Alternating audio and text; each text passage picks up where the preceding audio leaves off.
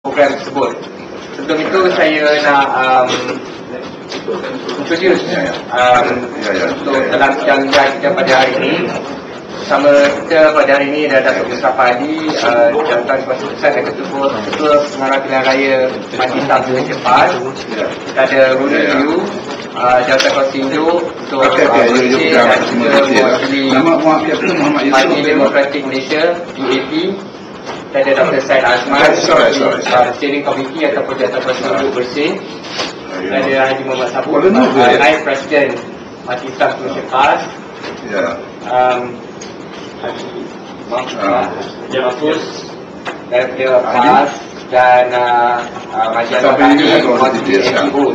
Okey, kita pun kita juga ada Yang Sising mewakili Suara Rakyat Malaysia, Suara NGO Hak Asasi. ini benda ni Suara Rakyat Singit daripada Jemaah Islam Malaysia di sana, dan kita ada Saudara Aisyah mewakili Parti Sosialis Malaysia. Apa yang pula? Saya serahkan kepada Syed Azman sebagai selaku jurucakap bersih. Partikular tu pukul 8 yang ulang. Pukul 3 hingga 4.30. Okey. Ya.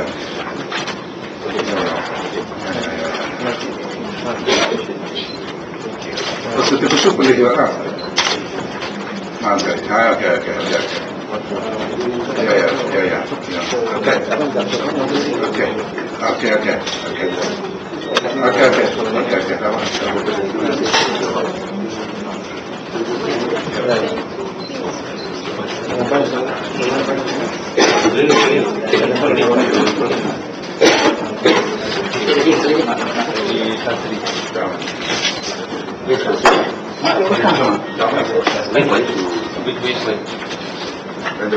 Just another chair.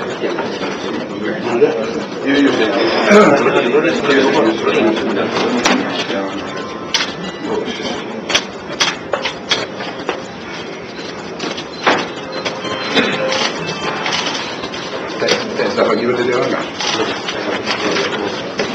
Dia ambil statement juga. Assalamualaikum warahmatullahi wabarakatuh dan selamat tengah hari kepada saudara-saudara, para wartawan dan juga anggota polis yang hadir pada sidang media bersih pada tengah hari ini. Pada tengah hari ini ianya merupakan sidang media yang kita rancangkan untuk membuat penjelasan yang terperinci tentang peristiwa yang berlaku di Pantai Batu Buruk dalam suatu program anjuran bersih gabungan ke arah tuntutan pilihan raya yang bersih dan adil, yang merupakan satu gabungan parti-parti politik dan NGO yang ada di tanah air kita yang telah membuat tuntutan dan pelbagai aktiviti yang dijalankan di seluruh negara, dan ianya berjalan dan tuntutan yang dibuat adalah secara aman, secara berdiplomasi dan yang terbaik untuk negara kita Malaysia. Program yang dijalankan di Terengganu pada 8 hari bulan yang lepas adalah merupakan sebahagian daripada program roadshow yang dirancang oleh Bersih yang berjalan di seluruh negara secara aman dan tanpa sebarang gangguan. Program terakhir yang dijalankan oleh Bersih adalah di Kuantan, Pahang, dan dihadiri oleh lebih daripada 20,000 orang rakyat Malaysia yang cintakan keadilan dan keamanan tanpa sebarang gangguan daripada mana-mana pihak, termasuk pihak keselamatan polis di negeri Pahang sendiri. Jadi program-program yang kita jalankan adalah suatu program penerangan di seluruh negara yang lebih merupakan tuntutan bersih untuk ke arah pilihan raya yang bersih dan adil. 4 tuntutan besar yang kita telah war-warkan kepada seluruh rakyat Malaysia adalah tuntutan supaya dalam pilihan raya yang akan datang ini dibenarkan untuk menggunakan tanda jari dalam pengundian, dihapuskan undi-undi pos, dibersihkan seluruh daftar-daftar pemilih yang ada dalam negara kita, dan yang keempatnya supaya media massa di negara kita tidak berpihak, terutamanya sewaktu pilihan raya ataupun kempen pilihan raya berjalan di dalam negara kita. Jadi ini merupakan 4 tuntutan besar yang berjalan di seluruh negara.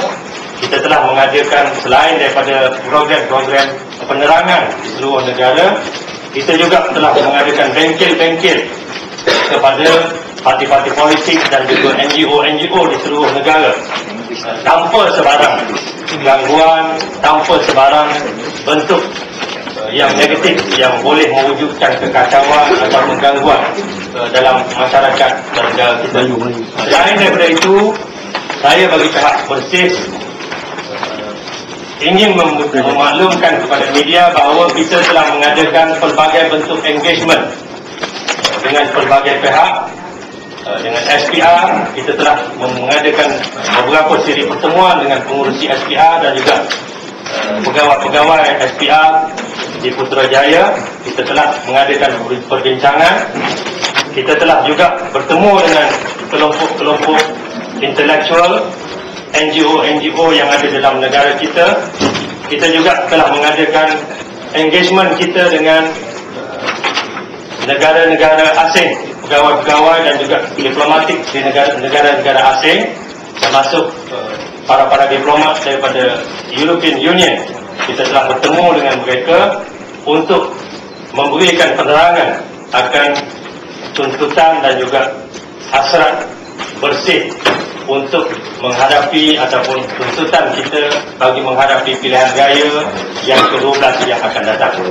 Jadi pada tengah hari ini, ianya lebih merupakan suatu penjelasan yang terperinci tentang peristiwa yang berlaku di Pantai Batu Buruk sendiri, yang mana pada hari ini media massa arus perdana telah memberikan gambaran seolah-olah telah berlaku ataupun program yang dianjurkan oleh Bersih itu merupakan satu program yang ganas, yang mewujudkan keganasan, mewujudkan kekacauan, merosakkan harta awam dan sebagainya. Jadi insya-Allah tengah hari ini dengan pelbagai wakil-wakil yang ada bersama-sama dengan kita, yang merupakan sebahagian daripada gabungan Bersih, ada wakil-wakil parti politik daripada DAP, daripada Parti Keadilan Rakyat, Parti Sosialis ada bersama dengan kita, ada gabungan yang bersama dengan Bersih juga daripada NGO-NGO yang sekarang ini lebih daripada 30 NGO yang bersama-sama dengan Bersih dalam tuntutan ke arah suatu bentuk pilihan raya yang bersih dan adil. Dan pada hari ini spesifik kepada isu di Batu Buruk ini, saya ingin menyebut Datuk Mustafa Ali yang merupakan Suruhjaya PAS Negeri Terengganu dan juga merupakan salah seorang kepimpinan AJK PAS Pusat di peringkat pusat yang menjadi host kepada program anjuran bersih di Negeri Terengganu itu untuk memberikan kronologi dan juga penjelasan secara terperinci tentang peristiwa yang berlaku di Batu Buruk itu sendiri. Jadi saya dengan ini, dengan segala hormatnya, menyebut Datuk Haji Mustafa Ali untuk menyampaikan taklimat serta penerangan secara terperinci tentang peristiwa yang berlaku itu, dan selepas itu kita akan mengadakan sesi soal jawab yang melibatkan seluruh kepimpinan parti politik dan NGO yang bersama-sama dengan Bersih dalam tuntutan yang kita laksanakan ini. Dipersilakan Tuan Haji. Assalamualaikum, salam sejahtera kepada seluruh saudara-saudari, tuan-tuan sekalian. Pertamanya terima kasih kepada saudara saya Osman dari Bersih. Saya rasa sebahagian daripada kronologi itu sudah ada dalam press release yang ditangan sedaya sekalian. Cumanya ada beberapa kenyataan yang saya kena perbetulkan. Kerana berita yang disiarkan oleh maklumat daripada dana lah, sama ada akhbar atau TV, tidak memberikan satu gambaran yang sebenarnya tentang apa yang berlaku. Satu perkara yang saya nak sebut, orang ramai mempunyai satu persepsi bahawa seolah-olah pihak penganjur iaitu Bersih yang ditugaskan kepada PAS Negeri Terengganu sebagai tuan rumah dalam pengendalian program ini tidak melakukan apa yang sepatutnya melalui proses undang-undang. Saudara boleh merujuk kepada surat lampiran jawapan daripada pihak polis iaitu 2 slide. Pihak penganjur telah pun membuat permohonan kepada polis untuk mendapatkan permit ini pada 30 hari bulan Ogos. Baru ni belum September lagi, kita dah buat permohonan dan permohonan ini dia perlukan 5 hari sajalah. Dan pihak polis menjawab pada 6 hari bulan September dalam jawapannya mengatakan bahawa permit tidak boleh dikeluarkan oleh kerana alasan-alasan yang diberikan ada 4, 1, 2, 3, 4. Semua alasan yang diberikan ini semua alasan yang sebenarnya langsung tak boleh diterima sebab tak benar. Oleh kerana premis tempat kita nak mengadakan program ini pada 8 hari bulan ialah satu premis yang telah digunakan, selain dia premis persendirian yang telah digunakan semenjak tahun 90-an. Sebelum daripada pilihan raya 99, kita telah menggunakan premis ini sebagai tempat ceramah kita dan tidak ada halangan sama sekali. Tak ada masalah sama sekali.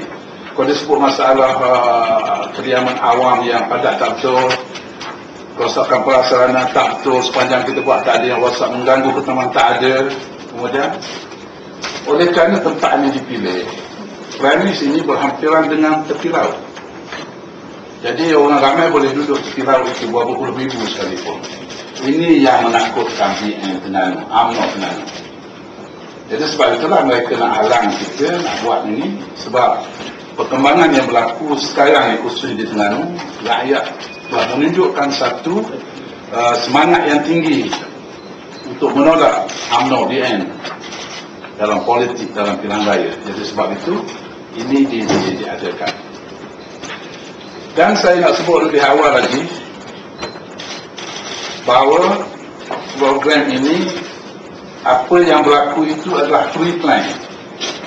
Saya baru mendapat maklumat daripada Yang Berhormat Haji Abdul Wahid Ndok, daripada seorang yang bersedia untuk menjadi saksi tentang apa yang berlaku itu pre-plan, yang melibatkan, saya sebut nama ini oleh kerana ini hak itu, yang melibatkan antara lainnya ialah setiausaha politik kepada Menteri Dalam Negeri Datuk Wan Farid, Senator Datuk Menteri Keselamatan Dalam Negeri dan juga PM lah. Dia melibatkan antaranya dia sampai polis ni. Sebab berdasarkan maklumat itu pada antara pukul 3 hingga 4 pada hari yang sama 8 hari bulan, ada satu satu macam kursus diadakan dan ada seorang pegawai polis yang mengendalikan itu, dan pegawai polis ini menerima call bahawa dia sudah memaklumkan ini di antara orangnya dan dimaklumkan bahawa malam ceramah nanti akan berlaku huru-hara lah katanya akan berlaku keadaan, dan polis dikehendaki yang bukan pakai uniform, pakai ribbon untuk memastikan identiti orang tadi. Artinya itu sudah merupakan satu perintah. Saya menyebut ini dan sebab itu saya minta kalau ini fakta ini dipertikaikan, dia boleh siasat saya lah. Dia boleh siasat saya. Full investigation, bukan saya.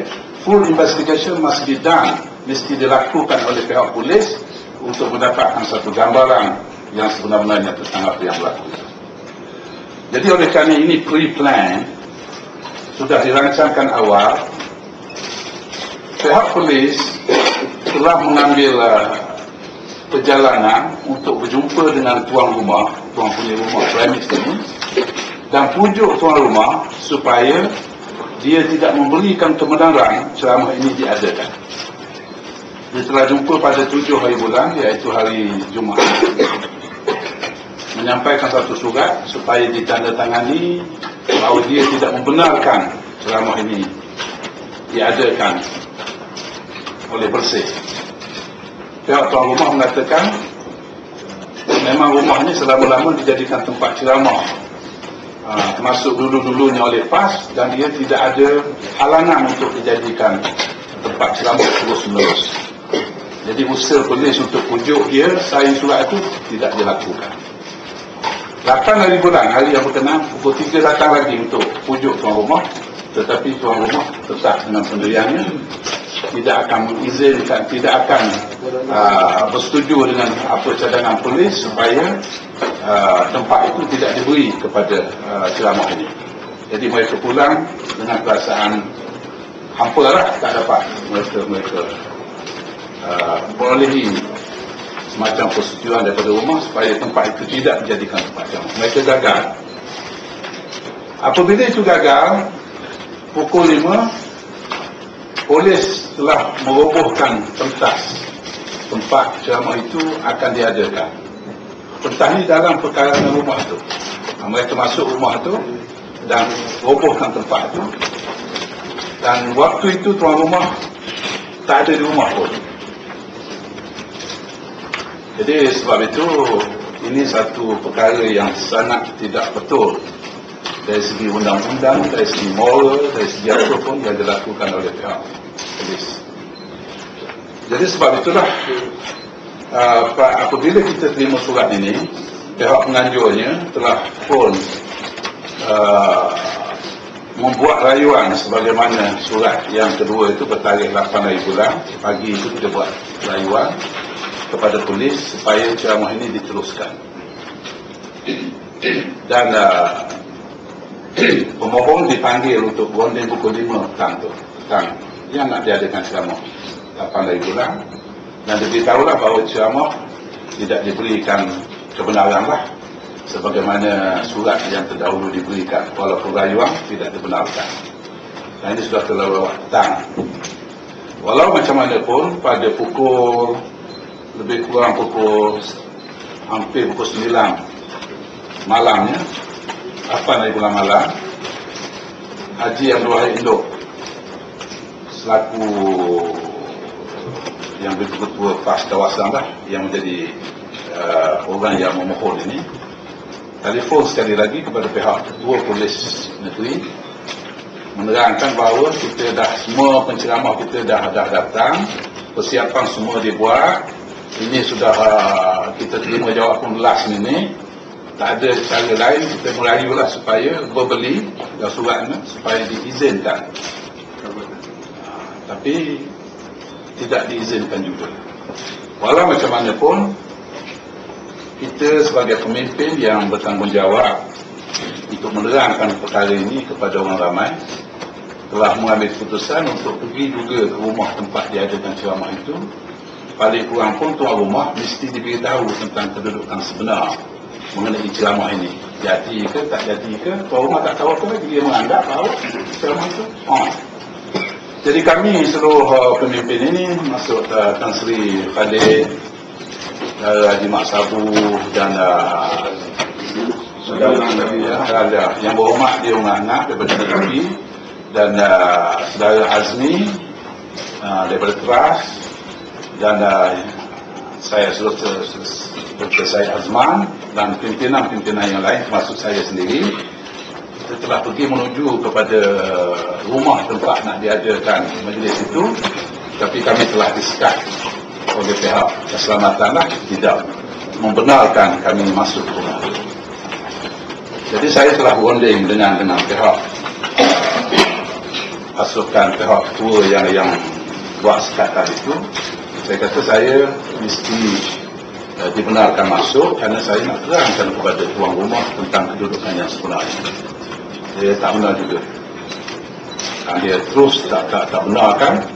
Kemudian berlaku antara saya dengan dia kata saya kena masuk juga. Dia kata dia tak benar. Dan saya kata saya kena masuk, itulah ulang tu. Mungkin suara polis pun tinggi, suara saya pun mungkin tinggi juga lah, sama saya tak sedar macam mana. Mungkin tak tinggi macam mana. Akhirnya dia buat kereta, tangkap. Masa tu tangkap. Dia depan semua pemimpin ada tu. Bila tangkap ini, beberapa orang daripada orang yang duduk sekitar tu sudah ditangkap. Masuk bekas yang berhormat Kuala Lumpur Supremo. Dia baru telefon saya, dia tangkap. Waktu polis mengatakan tangkap itu, dia di antara yang dia pegang dulu. Dia nak pergi tempat saya, tapi dia antara dia. Walau macam mana pun,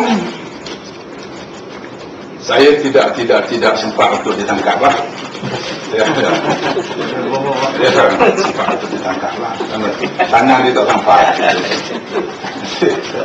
Jadi kerana itu saya minta yang berhormat Haji Wahid hubungi KP, saya nak cakap dengan KP sendiri. Saya hubungi KP, saya nak cakap. Dan dia hubung, saya dapat cakap KP, saya kata ini dari segi keadaannya saya sebagai pihak penganjur ni kena memaklumkan lah kepada tuan rumah tentang apa yang sebenarnya berlaku suasana ini. Minta dia, Datuk Ayub ni membenarkan saya untuk masuk, untuk menerangkan perkara ini. Dia kata berapa orang nak masuk, saya kata saya ini yang berhormat Haji Wahid. Dia kata okey, dan dia pun mengarahkan dalam telefon itu, mengarahkan kepada pegawai pesakkan itu yang berada di situ untuk membenarkan saya. Walaupun masih keras kawan ni tak nak benar, saya kata saya dah cakap dengan KP, so you kena. Akhirnya saya dibenarkan masuk dengan yang berhormat Haji Wahid. Dan dalam perjalanan pergi ke rumah ni, dia agak berapa ratus meter juga kan, tempat sekatan itu. Rupanya dalam terak itu sudah ada orang yang ditangkap, beberapa orang dalam terak itu. Selalunya mereka takbir, kita tahulah, tengok memang orang dia dah ditangkap belum pada kita masuk. Alhamdulillah saya boleh masuk di rumah 2 orang dengan Yang Berhormat Wahid. Bila di rumah sana, tuan rumah tanya mana penceramah yang lain. Sebab kami 2 ni masuk. Saya kata penceramah belum dibenarkan masuk. Dia kata kalau boleh saya nak jumpalah, saya tuan rumah ni dah tunggu lama. Dia kata kalau boleh penceramah kita ni dapat masuk lah. So saya minta Yang Berhormat Haji Wahid untuk kontak KP semula, minta supaya penceramah kita dapat masuk sama ke rumah ni atas permohonan juga lah, atas permintaan lah, teksi daripada tuan rumah yang nak jumpa. Jadi alhamdulillah polis membenarkan 5 orang masuk, Tan Sri Khalid, Yang Berhormat Leong, Saudara Azmi, kemudian saudara Syed Azman, Dr. Syed Azman, dan yang saudara Haji Mat Sabu. 5 ni masuk dan kami duduk di rumah tu. Dan biasalah tuan rumah ni dia kata dia sebenarnya bila pentas tu dirobohkan, dia kata dia masih tak putus hasil lagi. Dia kata walaupun pentas roboh, kalau tak sempat pun dia dah sedialah bahagian atas rumah dia tu jadi tempat ceramah. Rumah dia 2 tingkat, jadi duduk atas rumah tu orang boleh dengar lagi lah. Dia kata kalau nak ceramah pun boleh buat atas rumah dia, semua dah siap sedia lah.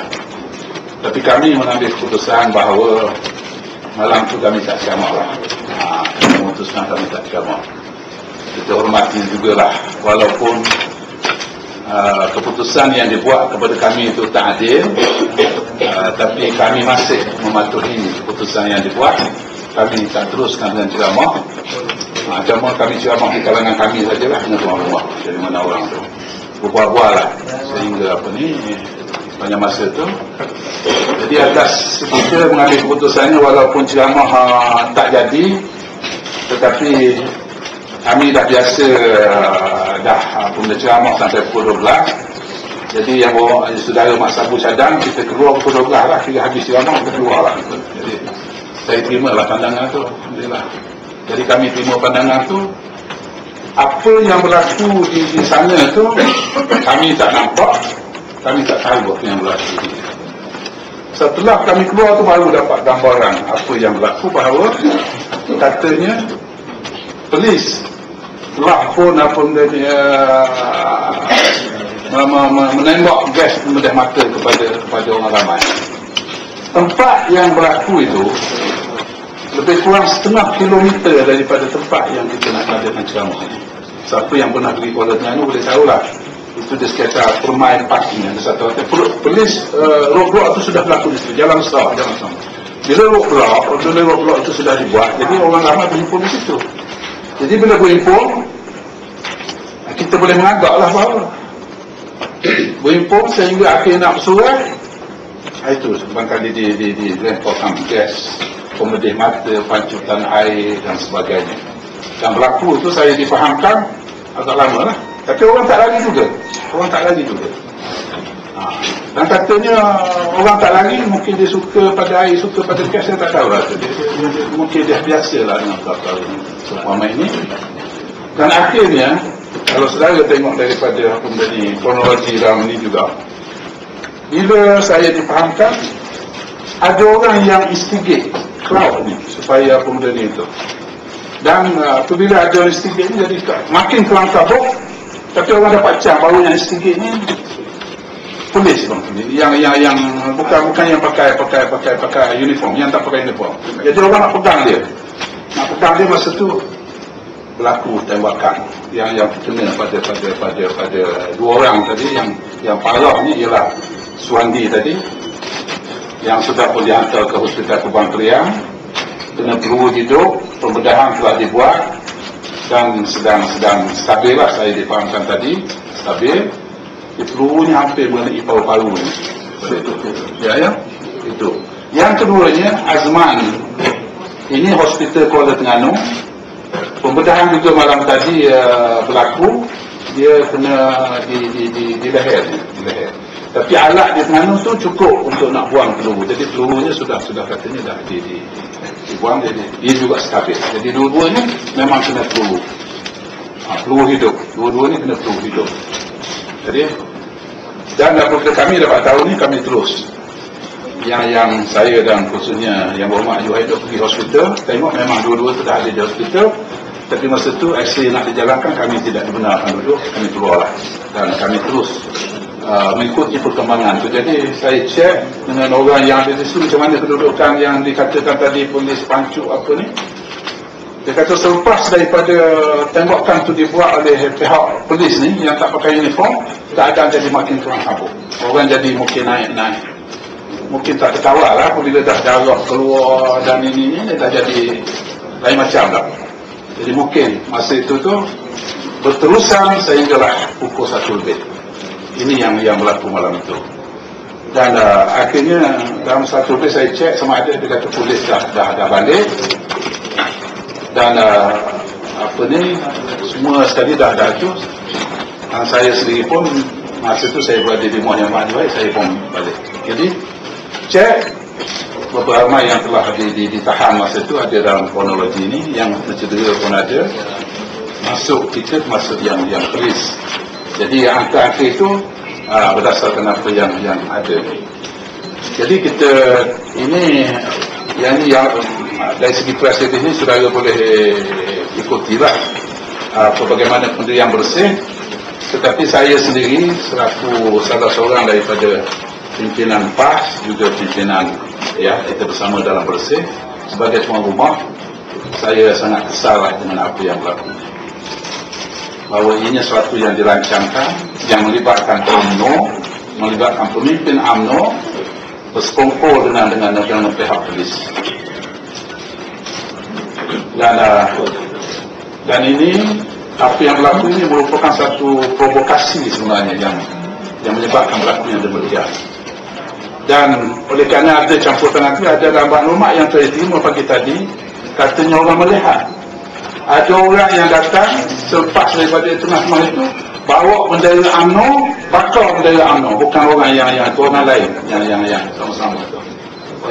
Nak menunjukkan bahawa ini dilakukan oleh orang-orang yang sengaja dipacakkan di situ untuk melakukan ini.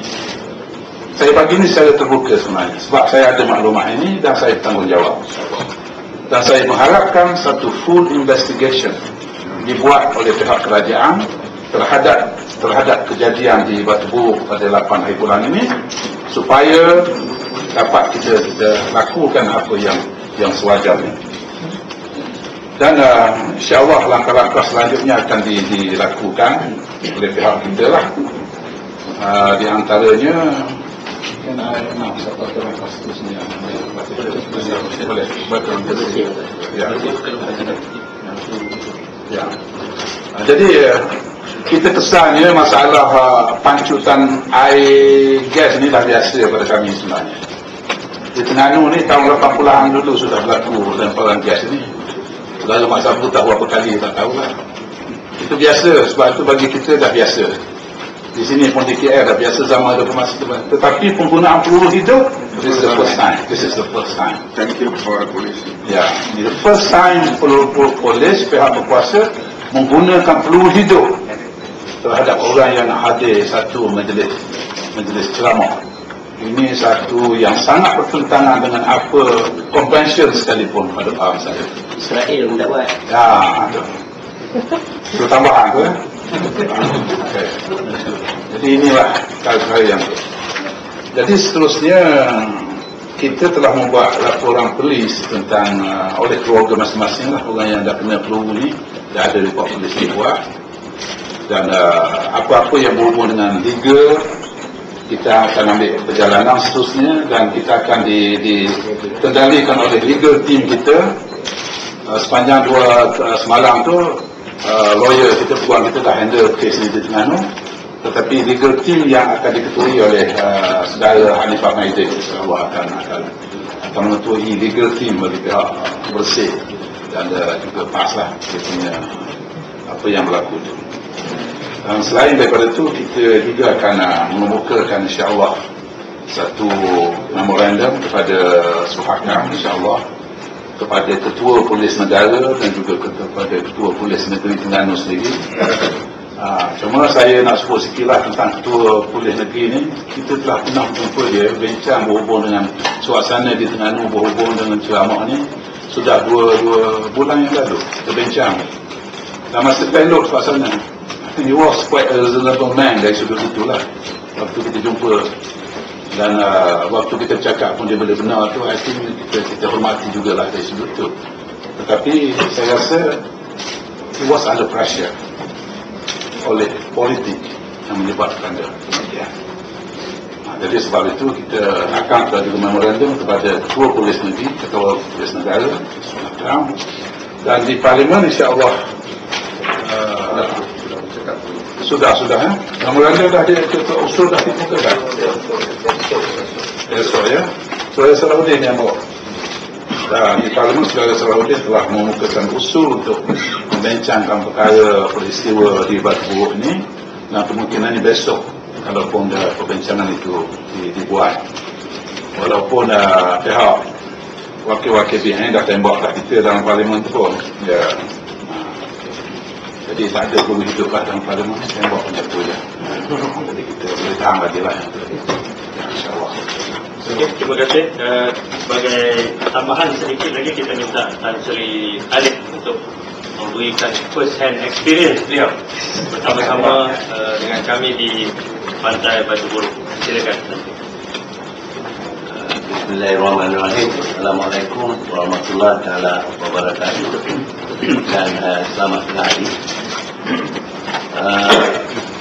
Saya selaku Setiausaha Agung Parti Keadilan telah dijemput untuk menyertai ceramah yang dikelolakan oleh Persik di Batu Buruk, dan oleh kerana ceramah itu akan diadakan, saya telah datang pada jam 8 daripada Kuala Lumpur dengan naik kapal terbang sampai ke Kuala Terengganu jam 9. Dan selepas itu, seperti yang diceritakan oleh saudara Datuk Mustafa tentang perkara-perkara yang berlaku, Saya rasakan yang paling menakutkan saya dari segi cara pengendalian polis ialah menggunakan peluru yang untuk meleraikan kumpulan masyarakat yang datang untuk mendengar ceramah secara aman. Ini adalah satu tindakan yang tidak sesuai dan tidak perlu. Jadi oleh itu saya telah menyatakan pendirian Parti Keadilan bahawa sikap sebegini tidak menunjukkan kepercayaan kita kepada sistem pengawalan dan sistem pengurusan security yang dibuat oleh pihak polis dan juga kerajaan. Kita mesti menyelesaikan perkara ini. Saya dapati sikap yang sebegini mesti diselesaikan supaya kurang-kurangnya pegawai dan ketua yang membenarkan ataupun melakukan perkara ini perlulah diambil tindakan. Dan saya rasa state kepada keluarga-keluarga yang telah menderita hasil daripada kecelakaan yang telah dibuat oleh pihak polis. Dan ini juga pertanda yang tidak baik dari segi perjalanan demokrasi, dan saya berharap ini bukanlah satu alasan untuk kerajaan untuk mengurangkan kempen yang akan dilakukan oleh semua pihak dalam usaha memberi penerangan kepada masyarakat tentang kepincangan dan usaha pembangunan negara kita yang masih perlu diperbaiki. Jadi oleh sebab itu saya menyokong usaha bersih untuk mengemukakan perkara ini, dan Parti Keadilan agak tersinggung. Tersinggung is a nice word.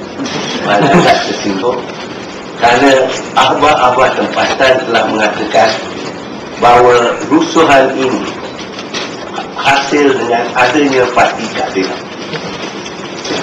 Saya tak nampak kali ini berlaku, tetapi oleh kerana akhbar kita ini sangat imaginatif. Jadi, dan oleh sebab itu saya rasa cerita yang diberi oleh Datuk Mustafa itu tak ada kena-mengena dengan Parti Keadilan, walaupun ramai orang-orang yang datang memberi sokongan kepada pihak PAS dan kami dan juga di sini. Itu sebahagian daripada usaha kita memperkenalkan diri pada masyarakat, dan kami tidak juga, saya sendiri tak ada kena-mengena dengan rusuhan sebab saya sendiri yang menjadi victim dalam perkara ini, jadi mangsa daripada perkara ini. Dan ini memalukan saya sebagai satu bekas ketua eksekutif dalam sebuah syarikat yang agak besar dan antarabangsa. Sikap polis yang sebegini akan menurunkan tahap negara kita dari segi menarik pelabur-pelabur asing, dari segi sikap mereka membuat kawalan. Jika dibandingkan dengan polis di England dan juga di Jerman, mereka tidak dibenarkan langsung membawa dan menggunakan.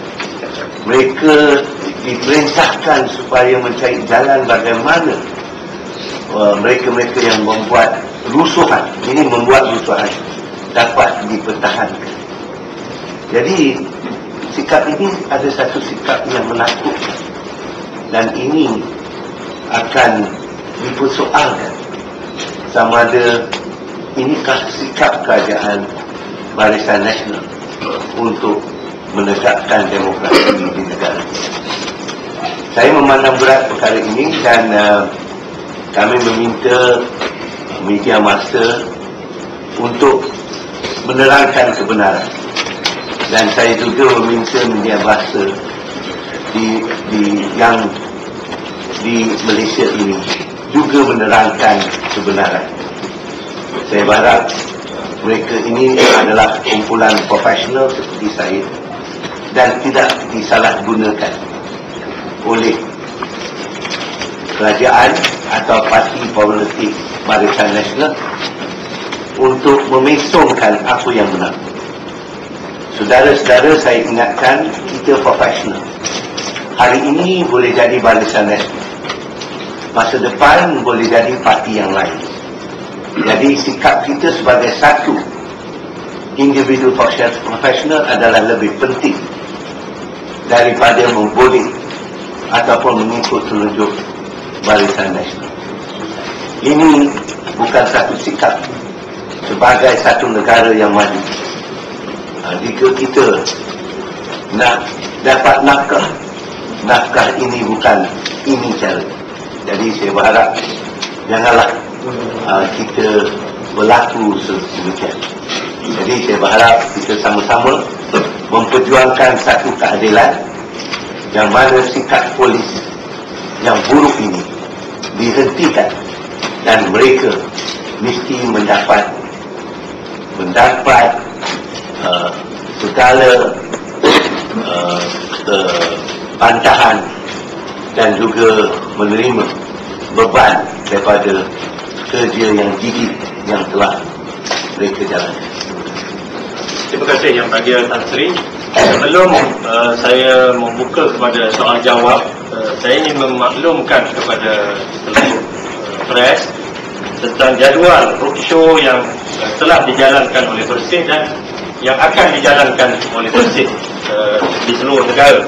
Pada 4 akhir bulan yang lepas kita telah mengadakan roadshow di Ipoh, di Air Tawar Ipoh. Pada 7 akhir bulan kita telah mengadakan roadshow di Pulau Pinang, di Sungai Nyebong, Pulau Pinang. Pada 6 akhir bulan sebenarnya yang saya sebut telah diadakan di Kuantan. Dan pada 11 akhir bulan ini roadshow kita di Seremban, iaitu di Tuanku Jaafar Golf and Country Club, yang akan dihadiri oleh pimpinan parti-parti politik PAS, Keadilan, DAP dan juga NGO-NGO yang bersama dengan Persih. Dan program kemuncak kita adalah 10 hari bulan November, iaitu Himpunan Rakyat Malaysia di Kuala Lumpur ini bagi memenuhi tuntutan ke arah pilihan raya yang bersih dan adil. Sebagai tambahan kepada tuntutan kita dalam press release yang saya ataupun kita telah sebarkan ini, Persih juga membuat tuntutan supaya kerajaan dengan seberapa segera menubuhkan satu suruhanjaya diraja untuk menyiasat secara terperinci akan peristiwa berdarah yang berlaku di Pantai Batu Buruk pada 8 hari bulan yang lepas. Jadi untuk soal jawab, saya buka pada soal jawab ini yang boleh dijawab oleh semua wakil-wakil yang ada. Ini adalah merupakan wakil-wakil Persih. Kita ada Tuan Haji Mat Sabu, YB Teresa, Roni, Datuk Mustafa, kita ada Tan Sri, kita ada Saudara Yap, kita ada Saudara Arul yang mewakili NGO. Jadi saya buka kepada soal jawab daripada saudara-saudara para wartawan sekalian. Silakan.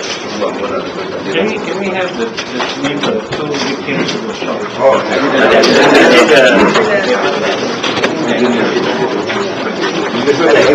Kita ada Malay version dan English version. Siapa yang memerlukan English version press release itu Bagian 8 tu Wandi Abdul Ghani dengan Muhammad Ahmad Aziz. 8.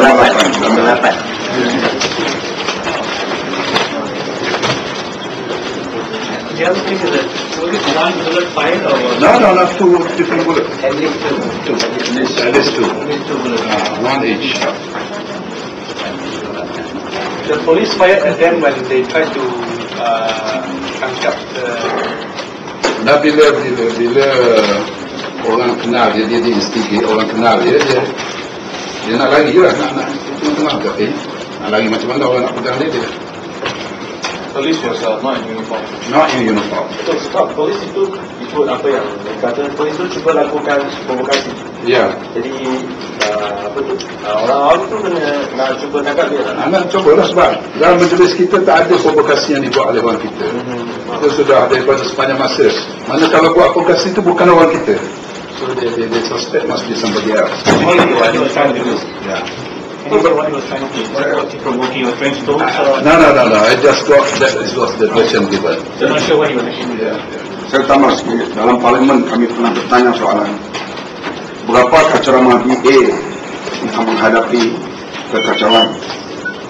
Jawab secara resmi pihak Menteri Dalam Negeri tak ada satu pun, melainkan ada gangguan pada pihak polis. Ini jawapan resmi dalam parlimen. So not even one di kita ceramah kita yang tidak ada masalah kecuali gangguan polis. So punca semua daripada polis bila berlaku. Ini jawapan resmi dalam parlimen. Kalau ada lagi?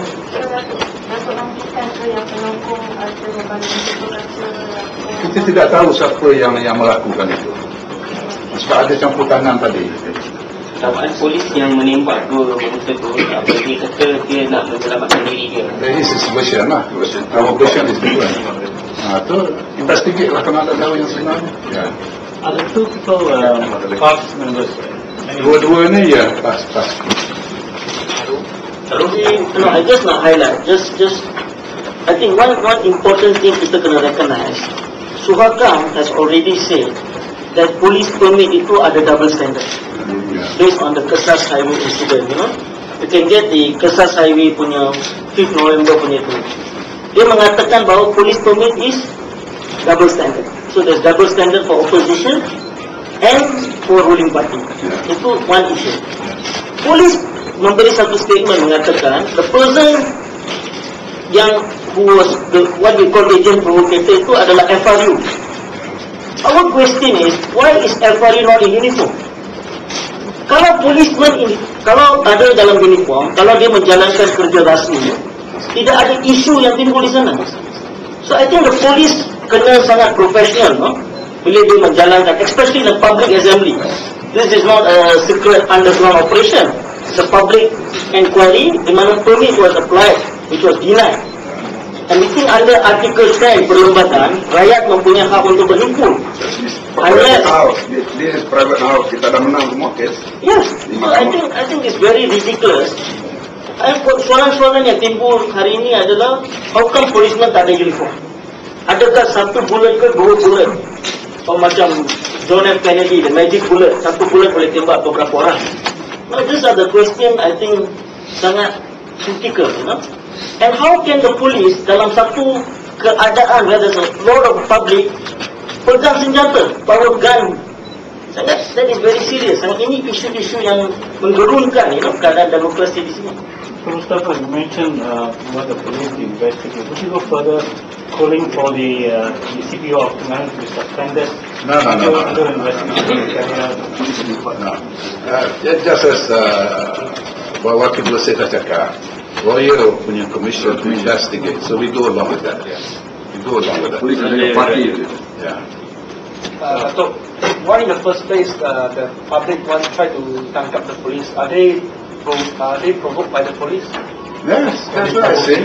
It was in the gathering. Dan biasa gathering kita ni tak ada apa-apa. Suddenly seorang cuba nak instigate. No, the rakyat ada hak untuk buat citizen arrest. Kalau dia ingat sesiapa suka kacau, dia boleh buat citizen arrest. Dia pegang pistol, dia tak kena jawab.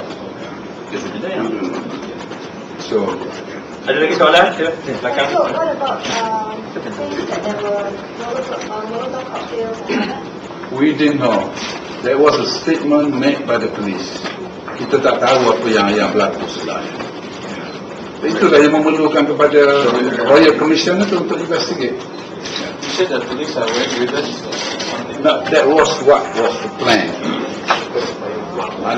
Apa yang dirancangkan itu supaya polis yang tak pakai itu, ini sudah information lagi ada.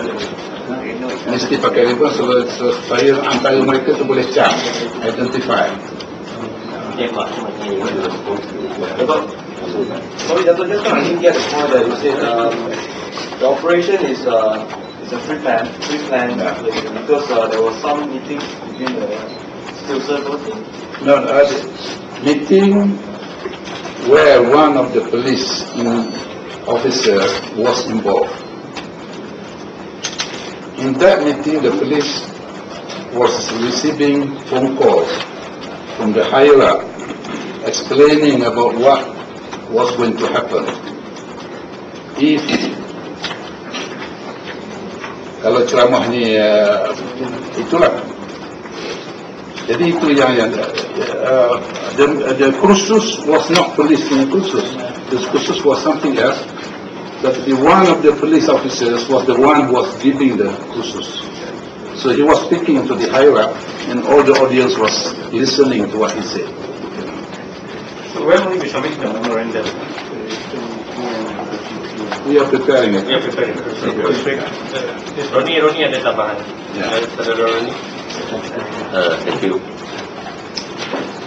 As a steering committee member, I want to respond to one of the statement of Najib Razak today.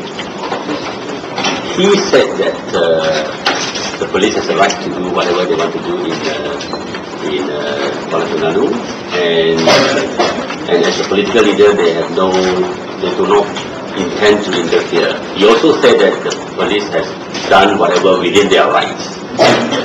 So, to me, to us, to the DAP, we think that this kind of statement is very dangerous, because he is actually saying what the police is doing is not wrong, and he is also saying, indirectly, is telling that the police can do so if they want to continue to do so. This is unacceptable, and doesn't mean that the whole incident, the tragedy, Batu Purong was actually behind. They were behind. Political leaders were behind this incident. I have reasons to believe, we have reasons to believe that this is premeditated or pre-planned. Because this is just one of our series of ceramas. We have done so many ceramas. I myself attended the first one in Kuching. We have no problem. And we intend to do more. And our idea is just to share with the people why we need a reformed electoral system in this country, and why this democracy in Malaysia is not a true democracy. That's all. What's so dangerous about this? What's so subversive about this? What's so dangerous about this? What kind of a public unrest we can cause? What kind of national threat we can create? Nothing. So we believe this is politically motivated to stop the people from listening to the opposition parties. I think by now they know that the people are unhappy, but the people want to listen to more to the opposition leaders, and this is one way to stop people from listening to the opposition parties in this country. So we are very unhappy with Najib's statement, because it tantamounts to giving encouragement to the police force to use violence against us. This is very dangerous. If that's the case, if they are so scared of people listening to the truth, so scared of ceramas, why do they call for a total ban of ceramas? And better still, no more elections, so that they can continue to be ruling coalitions forever, so that they don't have to face any challenge from the opposition parties. If that's the case, so we are very angry. Not only the people angry, not only Manusia angry. I think Tuhan also angry for such an atrocity. So we pray that there will be a swift recovery of Suwandi and Muhammad Azman, and we hope our supporters and the people in general remain calm, and then will continue to attend ceramas organized by Presiden. Let's not this tragedy of Batu Purong hinder the rakyat and our supporters from listening to the party-party pembangkang, because that's our only avenue. The other thing I like to raise is, I read most of the papers today and find that all the pictures look alike. It means that all these photographs given to the newspaper were actually supplied by the whoever. All similar pictures, same source. And there's a report in the newspaper, one of the Chinese papers, that the reporter said that, personal account, he said that he was barred by the police to enter the scene. Therefore, they got no chance of taking any photographs. So we have reasons to believe all these photographs were supplied by the authorities. But there were 2 journalists who were in the area, but all the cameras were taken by the police. Yeah. So this is like same case. You show people throwing stone and things like that. You don't never show the police beating up the people. Just like sometimes we complain about CNN that you only show the Palestinians throwing stones at the Israeli soldiers, but you never show the Israeli soldiers beating up the Palestinian youth. This is the same case. I mean, PN leaders used to complain about CNN doing this. But now in this case, you are only showing our youngsters who are angry, but you are not showing the police which are beating up people. I myself was one of the victims of the police. We know how the police will beat up people. So I think we have to take them to court. I'd like to add on that we look at the last week, the Fire Mengguang incident when the authority tried to close down the pig farms in Malacca. We see FIU, we see policemen carrying guns in front of the people who tried to stop them from coming in. And now another similar incident happened in Bukit Buruk, Batu Buruk, where the police also carrying guns, pistols to the crowd to try to stop a ceramah being held. So what is the procedure of the police? Are they supposed to carry guns in future when we go for demonstration to anti-toll petrol, price hike or toll price hike? Are they going to carry guns to try to stop us? I think the IGP must give an answer to us. What is the proper procedure for the police to use guns in the public? Ada lagi soalan? Satu lagi dia sebenarnya. Ada? Spoken to the man. Who? Suwali Well, I'm not spoken to him, but to his family. Yes. To his brother. Brother has made a police report. Suwali is stable now. Bullet already taken out. He's still at Kubang Kriang punya stable.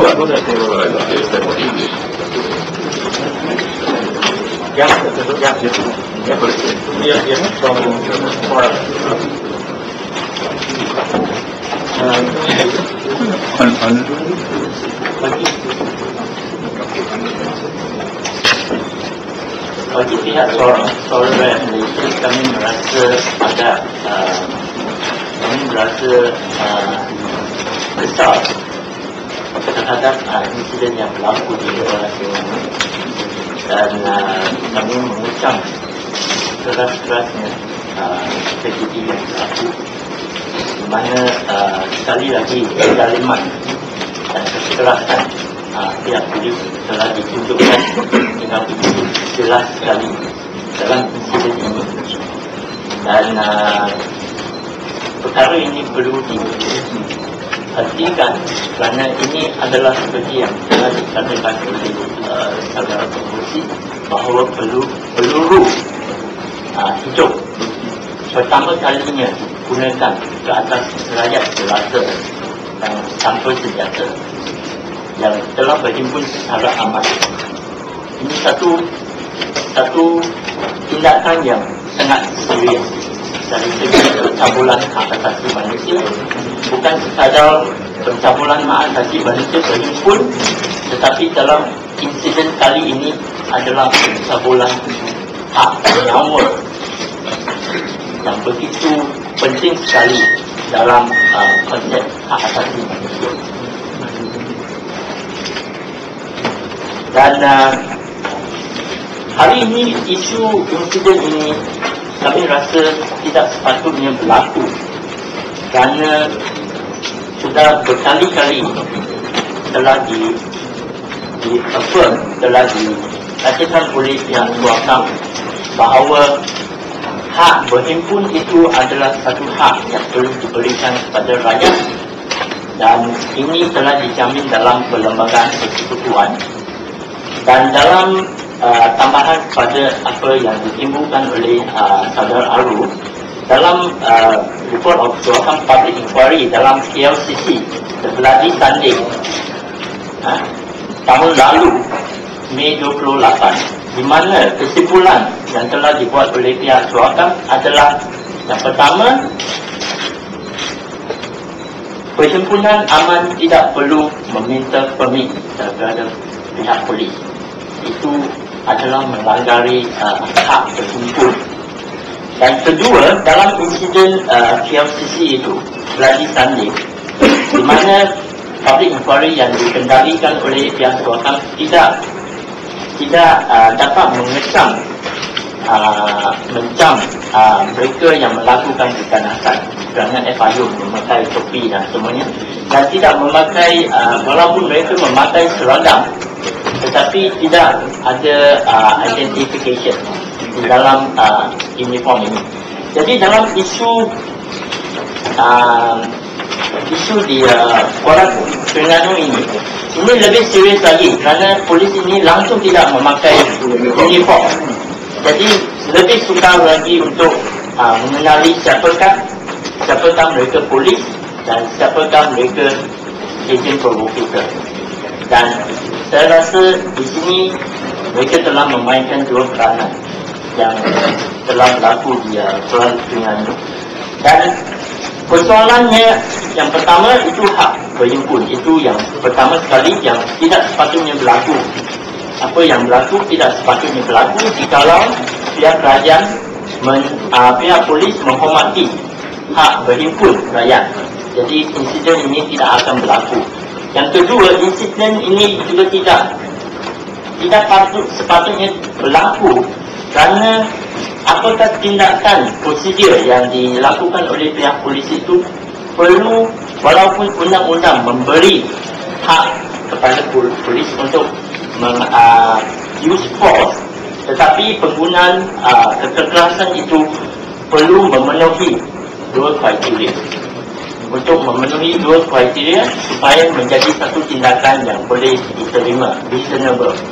Dan dua kriteria ini adalah yang pertama, yang telah juga disimpulkan oleh pihak suakam dalam insiden PLCC. Yang pertama, mesti necessary terhadap keadaan yang berlaku pada masa itu. Yang kedua, mesti proportionate to the incident, to the circumstances. Mesti setimpal dengan apa yang berlaku pada masa itu. Jadi dalam isu Kuala Terengganu ini sudah jelas sebab rakyat berkumpul tanpa bersenjata dan berkumpul secara aman. Jadi penggunaan mengguna peluru hidup itu adalah langsung tidak boleh diterima. Langsung tidak boleh diterima kerana ini langsung not necessary. Polis boleh guna tear gas, boleh guna baton dan shield kalau keadaan memang sepatutnya perlu. Tapi pada keadaan itu juga mesti dihadkan sebagai supaya ia menjadi satu minimum force dan bukan maximum force. Di dalam keadaan ini sudah maximum force lah, sebab nyawa akan dirampas dengan peluru hidup ini.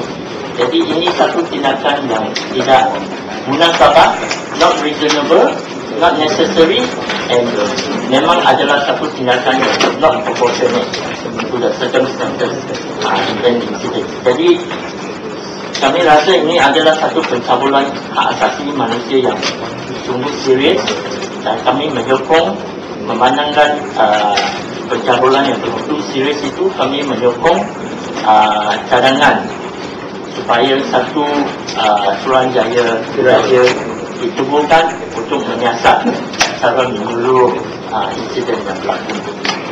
Okey, terima kasih. Ada apa persoalan lagi sebelum kita tutup ni? Untuk maklumatlah, sepanjang insiden ini berlaku, semua juru-juru kamera telah ditangkap dan dirampas kamera-kamera mereka, termasuk press daripada Harakah, daripada Siasat dan beberapa press tempatan yang lain. Kamera mereka telah dirampas oleh pihak polis. Jadi yang keluar dalam paper itu, gambar-gambar itu adalah gambar-gambar kameraman daripada polis sendiri yang disediakan oleh pihak polis sendiri. How many rounds of bullets are being used? How many rounds of bullets? At least two. At least 2 rounds. The police are saying that he was being attacked by the police. That's what I think. He did it in intent to hit the car. It was violence in the air, right? That's why I said that is their version of the incident. Our version is different. So Jaya can barangkali I must say you have to write that the police started by having a shot to the air. That's the first thing the police should do, which has not been done. That's the first question you should ask. Yeah. That's a normal defensive mechanism for the police. And I do not see this happening because the FRU is quite well armed compared to the people. And here we are quite comfortable. They are comfortable too. They are wearing sarung and all that. This is quite beyond my logical understanding that they can be able to give a good fight with people wearing steel and all the head and baton, which is much better than baseball bat. So I think this is by all logic. This is not right. By all logic. Have he fired on the air to do that? That's the first thing being taught. I understand in the police school. That it is not been done. So, I think this is the continuous incident that shows the police are quite comfortable in doing the thing that they shouldn't be doing. I think the Atantoya case shows that they are gone into beyond normal police. So that's worry every citizen in this country. Pertengkaran produce gas. Ada tambahan sikit Saya selaku ahli steering komiti Persib hadir semalam dalam persidangan Suhakam, persidangan hak asasi manusia dan pilihan raya. Saya sempat berucap daripada floor dan merakamkan betapa pertama-tamanya Tan Sri mengurusi Suhakam dan semua speakers yang berucap merakamkan bagaimana sistem pilihan raya di negara ini sudah dicabuli dengan satu pencabulan dan perbincangan yang terlalu sehingga kan any semblance of democracy tidak dapat lagi diperhatikan. Ini saudara yang pun hadir dan beberapa kalangan Persib juga hadir, dan juga pada ketika itu one of the speaker yang mulia Tunku Abdul Aziz menyatakan bahawa menyambut apa yang disebutkan oleh Tan Sri Abu Talib, bahawa dalam amalan demokrasi semestinya dan sewajarnya political rally bukan hanya sekadar ceramah, mengharapkan itu atau menafikan itu adalah satu yang unethical and illegal. Lalu saya pun menyebutkan, dan kami juga ada menyebutkan tentang peristiwa berdarah yang berlaku malam sebelumnya di pantai Batu Buruk, dan mereka memang berasa kejutan akan seperingkat itu pencabulan demokrasi berlaku di negara kita ini. Jadi sekali lagi kita menyebutkan bahawa Suhakam juga yang bersama dalam usaha bersih dan menyokong walaupun tidak secara rasmi. Ketika saya sempat menyusuli perbincangan dengan mereka bahawa kegiatan bersih untuk kita menghancurkan reformasi, elektoral reformasi ini adalah cukup wajar dilakukan dan disambut oleh seluruh rakyat, bukan hanya parti-parti politik, khususnya bukan hanya parti-parti politik berpangkat, tapi seluruh rakyat, kerana ini adalah penentuan sebagai the cornerstone, satu yang merupakan satu amalan yang wajib untuk diperhatikan dan diinstitusikan di negara kita ini, kerana pilihan rakyat sudah menjadi timpang dan pincang diakui sendiri oleh Suhakam. Terima kasih. Okey, kalau tak ada apa-apa, saya sekali lagi lah mewakili Persib mengucapkan terima kasih kepada semua, dan sebagaimana yang saya maklumkan di awal tadi, program roadshow Persib akan terus berjalan pada 11 hari bulan di Seremban, dan pada 10 hari bulan 11 himpunan rakyat Malaysia yang cintakan keadilan akan diadakan di Kuala Lumpur. Sekian, terima kasih. Kita